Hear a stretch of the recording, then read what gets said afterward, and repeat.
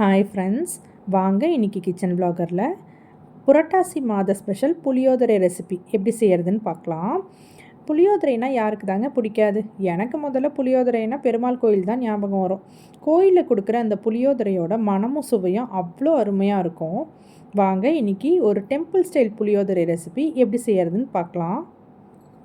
ஒரு கடாயில் 1 ஸ்பூன் நல்லெண்ணெய் சேர்த்துக்கிட்டேன். எண்ணெய் நல்லா காஞ்சதும் 5 ஸ்பூன் தனியா, 1/2 ஸ்பூன் மிளகு, 1/2 ஸ்பூன் சீரகம், 1/4 ஸ்பூன் வெந்தயம், 6லேருந்து 7 காஞ்ச மிளகா. உங்களுக்கு காரம் இன்னும் வேணும்னா 2 காஞ்ச மிளகா எக்ஸ்ட்ரா சேர்த்துக்கோங்க. நான் இப்போ சொல்கிற அளவு மீடியம் ஸ்பைஸாக தான் இருக்கும். இது எல்லாத்தையும் நல்லா வாசனை வர வரைக்கும் வறுத்து தனியாக எடுத்து வச்சுக்கணும். அதே கடாயிலேயே 2 ஸ்பூன் கருப்பு எள்ளு சேர்த்துக்கிட்டேன். எள்ளு நல்லா படபடன்னு பொரியிற வரைக்கும் வறுத்துக்கிட்டேன். இப்போ இந்த எள்ளு நம்ம ஏற்கனவே வறுத்து வச்சுருக்கிறது இது எல்லாத்தையும் சேர்த்து மிக்சியில் பொடி பண்ணி வச்சுக்கிட்டேன். பொடி பண்ணும்போது கொஞ்சமாக பெருங்காயமும் சேர்த்துக்கிட்டேன். இப்போ நம்ம புளிக்காய்ச்சல் ரெடி பண்ணிக்கலாம். ஒரு கடாயில் 2 குழிக்கரண்டி அளவுக்கு நல்லெண்ணெய் சேர்த்துக்கிறேன். எண்ணெய் நல்லா காஞ்சதும் கடுகு சேர்த்துருக்கேன். கடுகு நல்லா பொரிஞ்சிருச்சு. இப்போ இது கூட 1 டேபிள் ஸ்பூன் உளுந்து, 1 டேபிள் ஸ்பூன் கடலைப்பருப்பு, 1 கைப்பிடி அளவுக்கு வேர்க்கடலை, கூடவே கொஞ்சமாக முந்திரி, இதோட 5லேருந்து 6 காஞ்ச மிளகா, கொஞ்சமாக பெருங்காயம், இதெல்லாம் சேர்த்து நல்லா செவக்க வறுத்துக்கோங்க. இப்போ இது எல்லாமே பாருங்கள் நல்லா செவந்துருச்சு.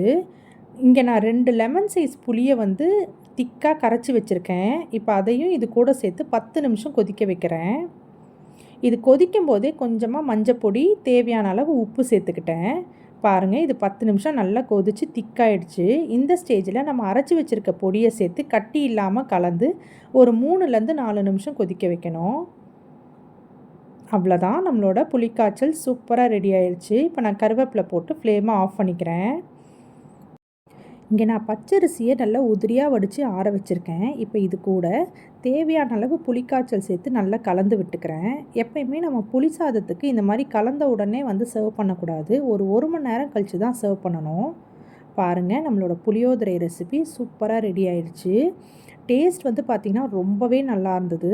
நீங்களும் இதே மாதிரி ட்ரை பண்ணிவிட்டு எப்படி இருந்ததுன்னு எனக்கு கமெண்ட் பண்ணுங்கள். வேறு ஒரு ரெசிபியோடு உங்களை பார்க்குறேன். பாய்.